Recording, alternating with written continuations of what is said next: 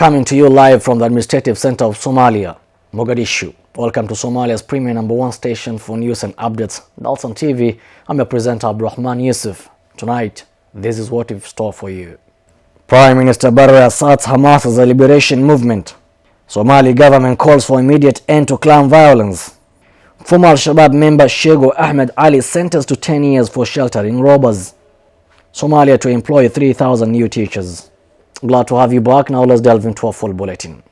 In a bold statement during a conference for scholars in Mogadishu, Somalia Prime Minister Mr. Hamza Abdi Barre declared that the Palestinian movement Hamas should not be labeled as a terrorist organization, contrary to the prevailing stance in the West. In a bold statement during a press conference for scholars in Mogadishu, Somalia Prime Minister Hamza Abdi Barre declared the Palestinian movement Hamas should not be labeled as terrorist organization, contrary to the prevailing stance in the West. He characterized Hamas as a freedom-seeking organization and advocated for two-state solution to resolve the long-standing conflict between Israel and Palestinians. During his address on Thursday, Prime Minister Barre emphasized that Hamas is a liberation movement rather than a terrorist organization, challenging the prevailing narrative. He urged the international community to recognize the need for a two-state solution, which he believed was essential to bring an end to the conflict between Israel and the Palestinians. Speaking out against violence perpetrated in the region, Barre criticized governments that claim to uphold human rights but remain silent in the destruction of innocent lives, particularly women and children, caused by Israel's weapon of mass destruction. He expressed his dismay at the global community's passive stance, accusing them of observing the genocide committed by Israel, which has resulted in the deaths of the thousands of people, predominantly children and women. Barre further highlighted that Israel's aggression extended to targeting medical transports, doctors, and hospitals, even as the world watched. He condemned such actions as flagrant violations of the humanitarian principles and international law.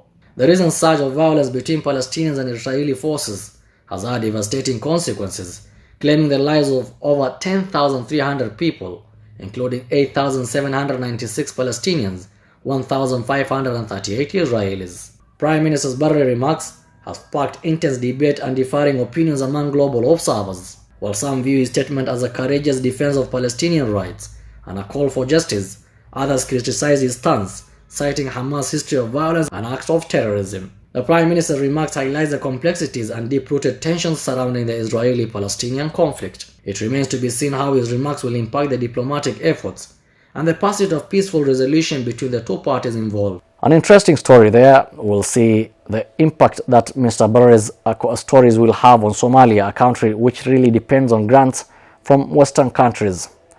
Now, we heard of where the Somali government has called for an immediate end to inter-clan rivalry that has plagued the different parts of the country. At a press conference in Mogadishu on Thursday, Interior Minister Ahmed Maalim Fiqi accused Al-Shabaab militants of instigating conflict to disrupt the government efforts to stabilize areas liberated from the militants. The Somali government has called for an immediate end to inter-clan rivalry that has plagued different parts of the country. At a press conference in Mogadishu on Thursday, Interior Minister Ahmed Maalim Fiqi has accused Al-Shabaab militants of instigating conflict to disrupt the government's efforts to stabilize areas liberated from the militants. The minister condemned recent killings in Dalsan, where dozens of people were killed in clashes between two clan militias over land. Fiqi stated that the incident violated Islamic teachings as well as the spirit of nationalism and dignity of the Somali people, and he urged the warring parties to stop the bloodshed and seek peaceful solutions. He was also concerned about the ongoing clashes in Hananburo and other areas bordering the Mudug region where armed groups have been fighting over grazing rights and water sources. However, the minister stated that the government forces were determined to restore security and stability to the regions impacted, as well as to continue operation against Al-Shabaab. He urged the regional administration of Galmudug, Puntland and Irshabelle to take immediate action to reconcile their brothers and stated that the federal government was prepared to provide any assistance necessary to end the conflicts. Elsewhere, Dalsan residents have taken to the streets demanding justice for the murders of two businessmen on the 31st of last month. Security forces are actively pursuing the assassins, who are currently at large according to Galmudug officials. Inter-clan rivalry stems from both local and external factors, including socio-cultural, economic, political and economic characteristics of the Somalis, as well as geopolitical and strategies desired of regional powers. Now, a controversial story where Shego Ahmed Ali, a former military official and ex-Al-Shabaab member, has been handed a 10-year sentence by a military court in Mogadishu. The court found that Shego's house has been used as a shelter for robbers, leading to his conviction. Shego Ahmed Ali, a former senior military official and ex-Al-Shabaab member, has been handed a 10-year sentence by a military court in Mogadishu. The court found Shego's house as being used as a shelter for robbers, leading to his conviction.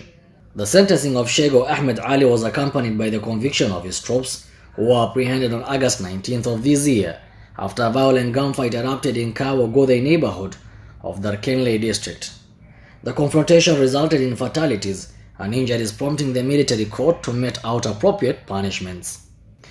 The military court, known for delivering a range of sentences, including death penalties, imprisonment and military prison terms, announced the following judgments. Ahmed Mohammed Hassan, alias known as Abe Ahmed, as the commander of Shego Group, Ahmed was responsible for the death of 2 individuals involved in a court dispute in Johar on February 11th. Shego Ahmed Ali, the leader of the group that engaged in combat with the army of Kawagodhe on August 19th, Shego was held accountable for the death of Zakaria Muhammad Ali, a member of the security forces.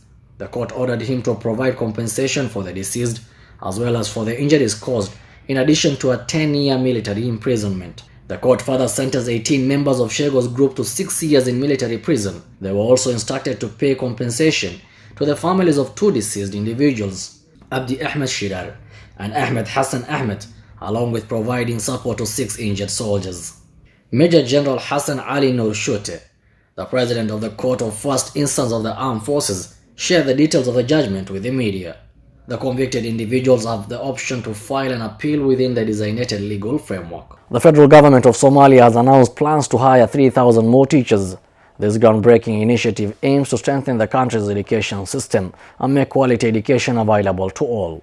Daouda Weiss, the Minister of Information, Culture and Tourism, made the announcement during a press conference on Wednesday. The federal government of Somalia has unveiled to employ an additional 3,000 teachers. This groundbreaking initiative aims to bolster the education system in the country and make quality education accessible to all. The announcement was made by Daouda Weiss, the Minister of Information, Culture and Tourism, during a press conference held on Wednesday. Minister Weiss emphasized the government's commitment to advancing education in Somalia and providing equal opportunities for all children. According to the Ministry of Education, the federal government of Somalia aims to recruit a substantial number of qualified teachers who will be deployed across the nation. By expanding the teaching workforce, the government seeks to address the shortage of educators and alleviate the strain on existing schools, ultimately enhancing the overall quality of education in Somalia. Minister Weiss highlighted the profound importance of education. He said the initiative aligns with the federal government of Somalia's overreaching vision to build a prosperous and inclusive nation. The government's initiative has garnered widespread commendation from various stakeholders, including education experts, civil society organizations, and international partners. Many have expressed their support for the government's proactive measures to bridge the education gap and ensure that every child in Somalia has an equal chance to succeed. Lovely viewers, that's all we are prepared for you tonight from our desk here in Mogadishu. I wish to thank our cameraman Hosni, our editor Alpha, and all those who partook to make this news bulletin a success, and you, our lovely viewer, wherever you're watching us from. Thank you, and stay put for more juicy stories in our subsequent bulletins. Have yourselves a lovely night and blessings galore.